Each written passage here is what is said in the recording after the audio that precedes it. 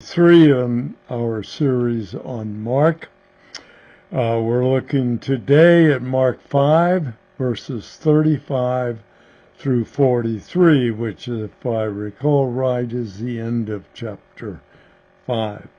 We've entitled it, Raising Jairus' Daughter.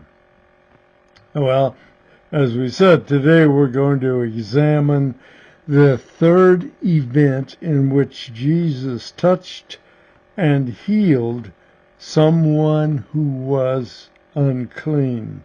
First, remember, east of the Jordan River, Jesus rid a man of his legion. We don't know how many that was, but his legion of demons.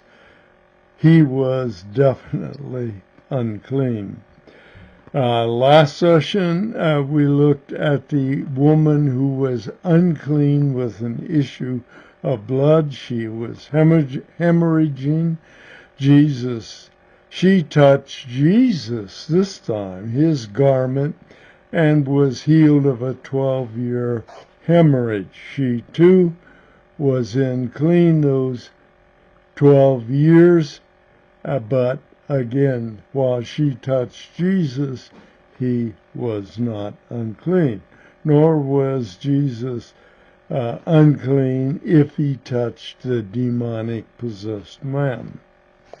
Well, this time we're going to tag along with Jesus, who is following Jairus to his home, where his 12-year-old daughter lie near death. But before we go there, consider what may have gone through Jairus' mind. Still working on that, folks. When? Well, during the time of the interruption brought by the woman with the issue of blood. Time was of great concern. He had no idea how much of it his daughter still had. He was first. The woman broke in line. If you've ever been in the military, you know that breaking in any line is verboten. Could get you busted upside the head if you try it, especially if it's a mess line. Jesus appeared to have forgotten why he was following Jairus, and perhaps between Jesus finalizing matters with the woman and his turning to Jairus to follow him to his home, men arrived, and they arrived to pass to Jairus a message of somber news. So let's look at Mark 5, verse 35. While he, Jesus, was still speaking, they, the men who came from Jairus' region or area, or even from his home, we don't know, they came from the house of the synagogue official, that's Jairus, of course, saying, "Your daughter has died. Why trouble the teacher any more?" Now, obviously, these people did not know who Jesus truly was. They were simply saying, as the culture would say, look, death is final. It's absolute. There is no return from the death. There is no resurrection. They believed there was no longer a need to bring Jesus. Again, the key was they believed that death was permanent. In that time, in that era, would these guys likely have recognized death Absolutely. I think they recognized it far quicker and easier than we do because they faced it directly. But Jesus knew neither their belief about death nor their attitude that it was final was true, particularly when he was around. So let's watch Jesus' reaction to that message, and you know he knew what they were saying. Verse 36, but Jesus, overhearing what was being spoken, said to the synagogue official, do not be afraid any longer, only believe. So what's he saying? Hang on to the belief that drove you to seek me out, Jairus. You first had some sort of faith that I could help keep it. Maintaining the belief that Jairus start was a sort of key to all that's going to follow. But the crowd had to go. Remember, they were noisy. They were pressing in on Jesus. They were trying to restrain anyone. Well, not restraining. They were trying to restrain Jesus to get more contact with us. But what did Jesus do? He said, the crowd's got to go. I can't have noisy, pressing, surrounding group here for this event. It simply can't be. It seems to me this may have been the first formal effort to restrain anybody from following him. Did he want to get by himself at times? Absolutely. But did he generally restrain crowds from following? No, it seems that crowds were always following, and quite often they were the problem. Verse 37. And he allowed no one to follow with him except Peter and James and John, the brother of James. Interesting. He wouldn't even let 9 of the 12 of his closest compatriots go with him. But when they took off and came to the house of the synagogue official, almost doing it again, he, that's Jesus, beheld a commotion and people loudly weeping and wailing. So what does he do? He restrains one noisy crowd, and runs in another as he gets to Jairus. He got rid of one boisterous crowd, and this time he comes into another. These would clearly be mourners. They may have been professional mourners, that we do not know. But it was the cultural norm for the family to hire professional mourners, if they could afford it, at some relative's death, and this would have been the death of their daughter. Speaking of they as the parents. Verse 39, and enter in, he said to them, why make a commotion and weep? The child has not died, but is asleep.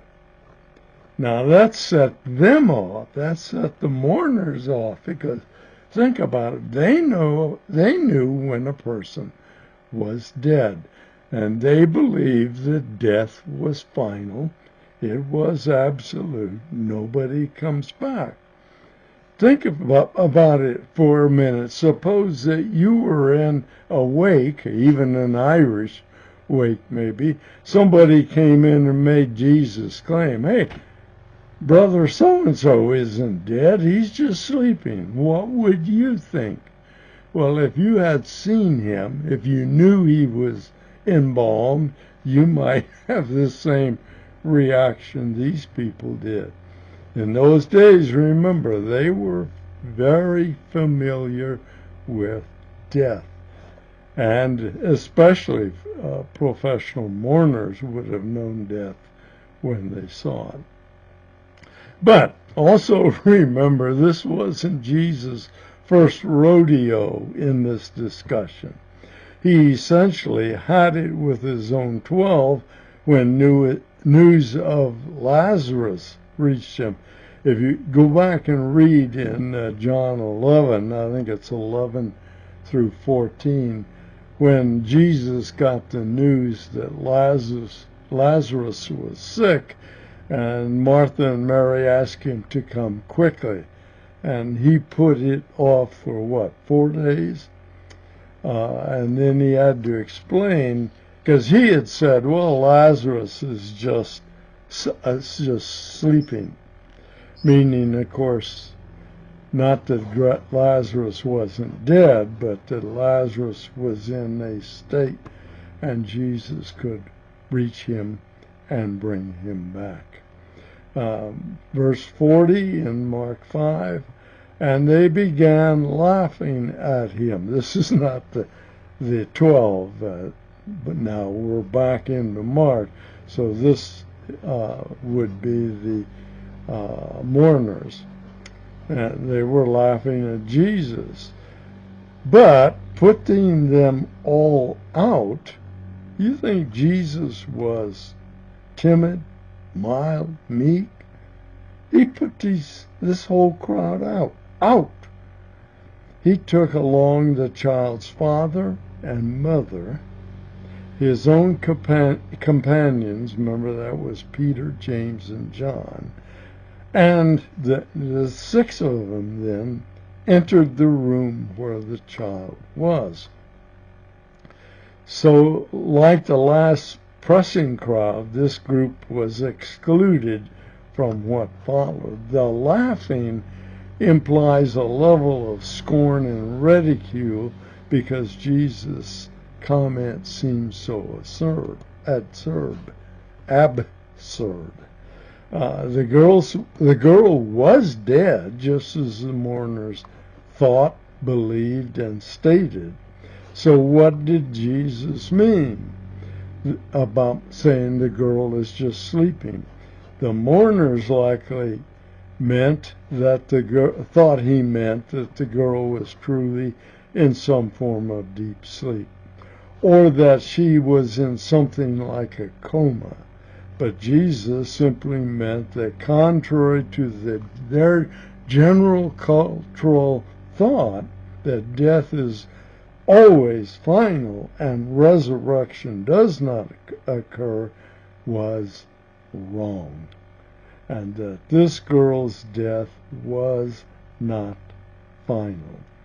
And the lack of acceptance of that fact disqualified the mourners as witnesses to her resurrection. Then Jesus acted. Verse 41, and taking the child by the hand, he said to her, Talitha cum, which translated means, little girl, I say to you, rise. Notice that Jesus addressed the girl, her person, not simply a body. Jesus was talking to an individual, and he intended to talk to that individual.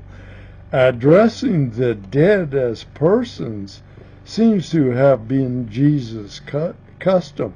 Remember, there are 2 other New Testament narratives with Jesus raising somebody besides the girl and Lazarus. In Luke 7:14, we have Luke, who's been running around Galilee. He now has come to a town called Nain, and there is a funeral on. And the funeral is a funeral for a young man, maybe even a boy, we don't know for sure. And his mother is there in the procession. So he comes, and he, Jesus, came up and touched the coffin of the son, and the bearers came and stopped. He didn't touch the son, but he touched the coffin, and those who were carrying the coffin stopped. And he said, he didn't touch him, apparently, this time. We don't know for sure. And he, Jesus, said, "Young man, I say to you, arise." And of course, he did. And again, the better known narrative in John, I'm going to read from John 11:43. And when Jesus had said these things, he cried out with a loud voice, "Lazarus, come forth." He called the young man, what? Young man. Called him as he was. And in Lazarus' case, he called him by the name. By the Talith, however you want to pronounce it. Don't listen to me today. Talith Kum. That's Aramaic, by the way. It's not Hebrew. Something that Mark seemed to do at times. His reasons, I don't have a clue, but he did use Aramaic. And by the way, it's very likely that Jesus and his 12 spoke Aramaic more often than they spoke Hebrew, because they think Hebrew was lost to some extent during the 70-year Babylonian captivity. And while he used the term Talith or Talith, do you know what that really means? It is Aramaic. It is a feminine form for lamb.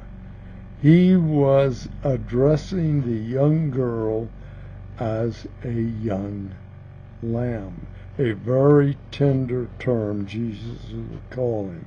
He was calling her personally. In both the girl's case, lamb, and the woman with the case of blood, daughter, Jesus used names or terms of compassion, tenderness, and love. Then, verse 42, immediately the girl rose and began to walk, for she was 12 years old. And immediately they, I'm assuming that's the Jesus' three central people and the two parents, were completely astounded. The girl's parents, again, in Jesus 3, were struck with amazement at the girl's resurrection. Now, I believe, I'd have to go back and check for sure, but I believe the widow's son at Nain, when he was raised, some of these three, probably all three of these three were with Jesus. So why would it be so amazing for them? They evidently still don't fully understand who Jesus is and what his power and capability are. Then in verse 43, our last verse, excuse me, Jesus gave them, the other five, strict orders that no one should know about this. Now, there is something that you know isn't going to be kept. So I would suspect that Jesus only wanted to keep the murmur about this racing down a bit as much as he could. Because remember, if things get too stirred up with things like this, he can't minister. He has to go somewhere else. So he doesn't want any roadblocks to his ministry being raised that don't have to be raised. He said that something should be given to her to eat. How practical is he? Here she is, she's been dead, he's resurrected, she's 12, she's walked around. He said, this girl's going to need something to eat. Do you think that Jesus really thought the parents would never speak of the details of their daughter's resurrection? People are going to see the daughter out and about and around. How can they continually escape speaking about it? But if you're thinking of my Jesus, no, he knew that there would be scuttlebutt about it, and there would be the truth coming out. I think, again, the command was hyperbole, attempting to keep this situation from attracting so much attention that it would throw roadblocks in the ministry that still lay before him. This same event is chronicled in Matthew 9:23 through 26, and Luke 89 to 56. So you want to get a slightly different view of it, check those two out. Next week, we're going to get a sketchy view of Jesus' rejection at Nazareth. Remember, we examined very early in the series that particular event, the event where Jesus announced that he was the Messiah in so many terms, and then said a number of things that told the Jews that the end judgment day was not only against Gentiles, but that there would be Gentiles entering the golden age, the millennial reign. And the people responded by trying to kill him, throwing him off a cliff on the outskirts of the town. We're not going to go look at that in any detail. We'll read the verses that are associated and maybe make a couple comments. But then we'll move on to the next event of interest, which is he's now had his 12 long enough to say, okay, you guys, now it's time for you to go out and put into practice what I have been teaching you over these months up to this point. I'm going to send you out, you may call it a missionary journey, or you may call it an and evangelic mission. Call it what you want, but he's going to send his 12 out without him and see what happens, and then see either the same session or the following session his response to their response. We'll look to see you then. Hopefully this stuttering with words will slowly ebb away. I think it was slightly better this time, but still unacceptable, and I thank you for sticking with me in the midst of it. Thank you.